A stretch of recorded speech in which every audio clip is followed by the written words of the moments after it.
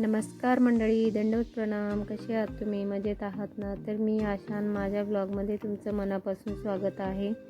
तर हा दिवाळीचा व्हिडिओ आहे. थोडासा मोबाईलला प्रॉब्लेम आल्यामुळे हा व्हिडिओ खूप लेट झालेला आहे.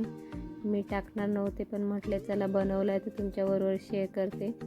तर आज दिवाळीची साफसफाई करायला काढलेली आहे. तर पहाटे 4 वाजताच उठलेली होती आणि ब्लँकेट चादरी वगैरे सगळ्या धुवून टाकल्या आणि नंतर घराची झाडझटक केली. स्वयंपाक वगैरे सगळं करून घेतला. छोटे भांडे घासून बाल्कनीत ठेवले आणि मोठे डबे वगैरे सगळे टेरेसवर घासून ठेवले. आज थोडंसं वातावरण पण खराब होतं. सकाळी थोडं ऊन होतं, त्याच्यामुळे म्हटले चला आज दिवाळीची साफसफाई करायला काढू. पण त्याच्यानंतर परत पावसाचं वातावरण झालं, पण माझे भांडे तेव्हा घासून झालेले होते.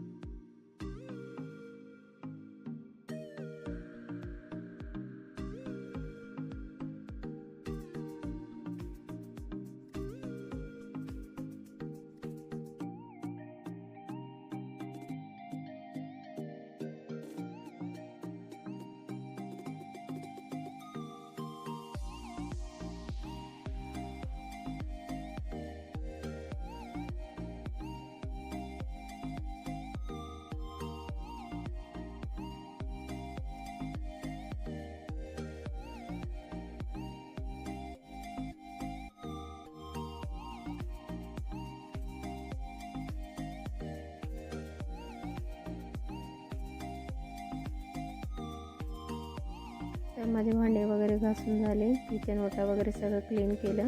तर म्हटलं आता थोडा वेळ रेस्ट करावं. नंतर सगळे डबे पुसून वगैरे सगळ्या डाळी वगैरे भरून ठेवा. तर शाळेतनं मुलं आले, त्या मुलांच्या मस्तीमध्ये बघा सगळ्या डाळी माझ्या मिक्स झाल्या, एकमेकांमध्ये झाल्या. त्याच्यामुळं आता हे दिवाळीचं काम कमी आणि मला निसायचं काम जास्त झालं. आता किती सेटिंग करायला लागेल बघा तुम्ही. सगळ्या डाळी एकमेकांमध्ये मिक्स झालेल्या आहे. तर माझे डबे वगैरे पण चांगले सुकले आणि तुम्ही बघा आता वातावरण पण बघा किती खराब झालेलं आहे. मध्येच ऊन मध्येच पाऊस येतो बघा. आता सकाळी खूप कडक ऊन होतं आणि आता बघा वातावरणामध्ये असं वाटतं आता पाऊस येईल. तर मला आता सगळे डबे वगैरे खाली न्यायला लागेल, नाही तर जर पाऊस आला तर सगळे ओले होऊन जातील.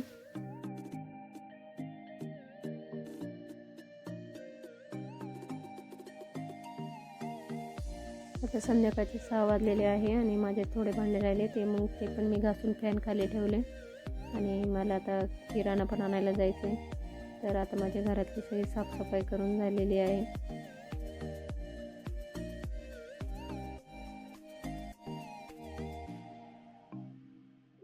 तर आवरता करता 7 वाजलेले आहे आणि मी आता भांडे वगैरे सगळे लावून दिले. तर भाजी पण आणायची होती ना, आज किराणा पण आणायचा होता.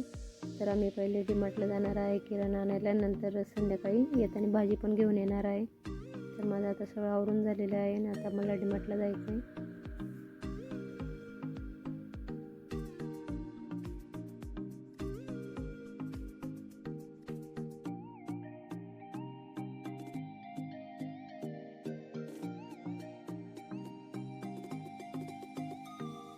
तर डीमार्टला आल्यानंतर खूप गर्दी होती तिथं आणि किराणा घेता करता आम्हाला 9-9:30 वाजलेले होते.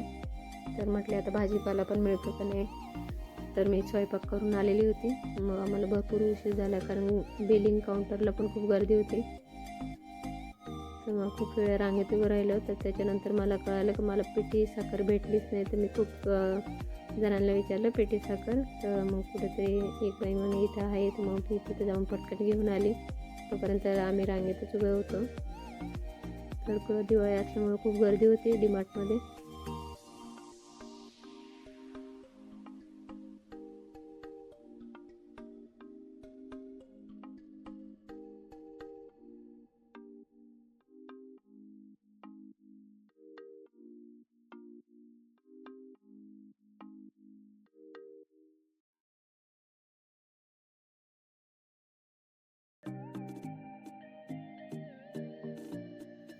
तर डीमार्टवरनं आल्यानंतर मी सामानाची लिस्ट चेक करते, कारण भरपूर वेळेस एखाद्या सामानाची किंमत लावलेली नसते, नाही तर एखाद्या सामानाची किंमत जास्त लावलेली असते.